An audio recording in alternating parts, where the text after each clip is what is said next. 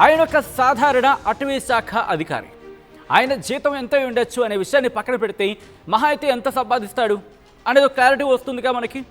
But ఆ అధికారికి సంబంధించి ఒక్కసారిగా విజిలెన్స్ డిపార్ట్మెంట్ ఇన్వెస్టిగేషన్కి వెళ్ళి ఆ అతగాడి ఇంటికి వెళ్ళి ఎంక్వైరీ ప్రారంభిస్తే, ఇన్వెస్టిగేషన్ స్టార్ట్ చేస్తే ఏకంగా 4 మిషన్లు, ఆ నోట్ల కట్టలను లెక్కబెట్టడానికి ఏకంగా 4 మిషన్లు అక్కడికి వెళ్లాల్సి వచ్చిందంటే అర్థం చేసుకోవచ్చు. ఒకసారి ఊహించండి అతగాడు ఎంత దాచుంటాడనేది. ఒక 10 లక్షలు, 20 లక్షలు, 30 లక్షలు, అదిగో నోట్ల కట్టలు చూస్తూ ఉంటే షాక్ అవుతున్నారు కదా. ఇది జస్ట్ శాంపుల్ మాత్రమే. అదిగో అసలైంది. మొత్తం మీరు చూడొచ్చు, నోట్ల కట్టల ఇంటి నిండా. మరి ముఖ్యంగా ఎవరికీ చిక్కకుండా దొరకకుండా చాలా ప్లాన్స్ చేశాడు. ఒడిశాలోని విజిలెన్స్ అధికారులకు చిక్కాడు ఓ ఫారెస్ట్ ఆఫీసర్. ఆయన పేరు రామచంద్ర నేపక్కు చెందిన ఈ నివాసాల్లో విజిలెన్స్ రైడ్ చేసింది. అతగాడే రామచంద్ర నేపక్. ఇతగాడు ఏం చేస్తాడో తెలుసా? మరి మాట్లాడుకుందాం ఆ తర్వాత. బట్ ఇతగాడికి సంబంధించి ఒడిశా జైపూర్లలో ఏకంగా ఒకేసారి 6 చోట్ల దాడులు చేస్తుంది విజిలెన్స్. దీంతో తన అధికారులకు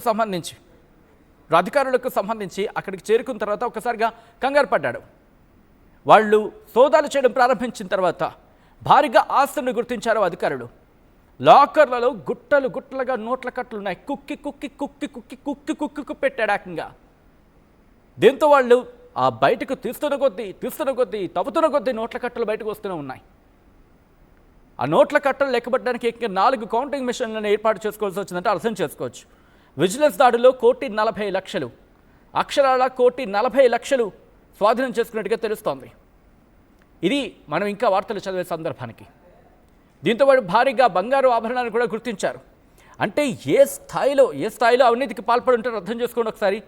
ఊహిస్తేనే ఒళ్ళు గగురుపాటుకు గురవుతుంది కదా. ఇతగాడికి సంబంధించి మరీ ముఖ్యంగా కొద్ది రోజుల క్రితం ఇటు రామచంద్ర నేపక్కి సంబంధించి ఇన్ఫర్మేషన్ అందింది. దీంతో సరే ఒకసారి రైడ్కి వెళ్దామని చెప్పి బయలుదేరారు అక్కడ విజిలెన్స్ అధికారులు. బయలుదేరిన తర్వాత ఆ ఇంటికి వెళ్ళాక వాళ్ళు చూస్తే ఏకంగా బంగారు నాణాలు, ఏమంటే గోల్డ్ కాయిన్స్ అంటూ ఉంటాం కదా, గోల్డ్ కాయిన్స్, దాదాపు 16 గోల్డ్ కాయిన్స్తో పాటు 1,40,00,000 రూపాయలు గుర్తించారు. ఏకంగా 10 గ్రాములు ఒక్కొక్కటి బంగారు నాణం. అది ఒకసారి లెక్కేయండి, సుమారుగా ఒక అటు ఇటు 1 లక్ష అనుకుందాం.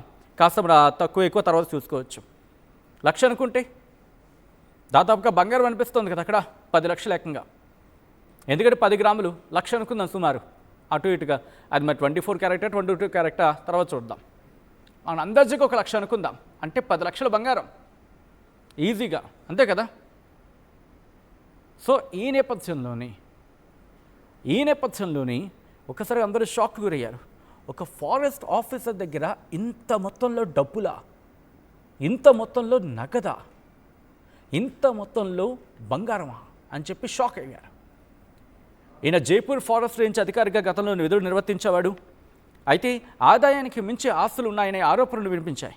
దీంతో ఒడిశాతో పాటు జైపూర్లో ఏకకాలంలో ఒకసారి 6 చోట్ల విజిలెన్స్ అధికారులు దాడులకు దిగారు.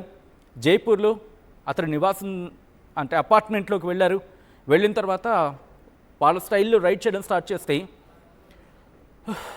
అలసిపోయారు ఆ నోట్ల కట్టలు చూసేవాళ్ళు. లాభం లేదు, ఇంకా నోట్ల కట్టలు లెక్కట్టాలంటే ఆ మిషన్ దించాల్సిందే. కరెన్సీ కౌంటింగ్ మిషన్ అంటూ ఉంటాం కదా, దాన్ని దించాల్సిందని చెప్పి వాళ్ళకి అర్థమైంది. దించిన తర్వాత లెక్కబెడుతూ వచ్చే సందర్భానికి ఒక కంక్లూషన్కి వచ్చినప్పటికీ 1,40,00,000 రూపాయల నగదు అక్షరాల ఈ రామచంద్ర నేపక్కి సంబంధించి వాళ్ళ అత్తవారింట్లో భువనేశ్వర్లోని ఆయన సోదరుడింట్లో కూడా ఆ దాడులు కొనసాగాయి.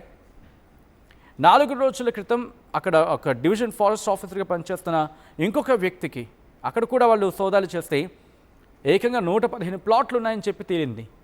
ఏకంగా 115 ప్లాట్లు. ఇలా ఆయన పేరు మీద ఒక 53, ఆయన భార్య పేరు మీద ఒక 42, వాళ్ళ కొడుకుల పేర్ల మీద ఒక 16, కూతురు పేరు మీద ఓ 3-4 ఎన్నో ఉన్నాయని చెప్పి గుర్తించినట్టుగా తెలుస్తోంది.